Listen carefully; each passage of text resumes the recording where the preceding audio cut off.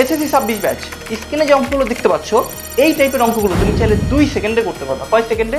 2 সেকেন্ডে করতে পারবা। তো তোমার কাজ হচ্ছে গিয়ে 2টা মিনিট সময় নিয়ে জাস্ট এই ভিডিওটা দেখা। ইনশাআল্লাহ এই টাইপের এমসিকিউ পরীক্ষা আসবে, মানে আসবে। তো প্রথমত দেখতে পাচ্ছ a/2, b/3, c/4 হলে নিচের কোনটি সঠিক। এই টাইপের এমসিকিউ যদি আসে যে উপরে কিছু a b c এগুলো বলে দিবে, নিচে কিছু অনুপাতের মান দেওয়া থাকবে 2 3 4, তখন তুমি যে কাজটা করবা দেখো একটু খেয়াল করো। a/2 b/3 সমান c/4 হলে তো বলছে নিচের কোনটি সঠিক, এই অনুপাতগুলো কোনটি সঠিক, অর্থাৎ তোমাকে যখন a/b/c বের করতে বলবে তখন তুমি যে কাজটা করবে নিচে 2 রয়েছে 3 রয়েছে 4 রয়েছে, এটা ইস টু করে দিবা 2:3:4। কত সহজ না? বুঝতে পেরেছো?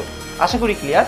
এখন চলে যাই পরের এমসিকিউটা। এইটা তোমার শর্ট কোয়েশ্চেনের জন্য গুরুত্বপূর্ণ, পাশাপাশি এমসিকিউর জন্য গুরুত্বপূর্ণ। তো এই জন্য আমি লং কাটটা দেখাবো তোমাকে। 3m plus n n minus m 9 হলে m/n কত হবে? এই টাইপের এমসিকিউ। তুমি কি কাজটা করবা দেখো, 3m প্লাস n নিচে হচ্ছে n মাইনাস m সমান 9, তোমাকে বের করতে বলছে m/n বের করতে বলছে, তাই না? তুমি কি কাজটা করবা দেখো, এই যে অংশটা এটার সাথে 9 এর সাথে n গুণ দাও, তাহলে হবে কত? 9 এর সাথে n গুণ দিলে হবে 9m 9m। Okay fine.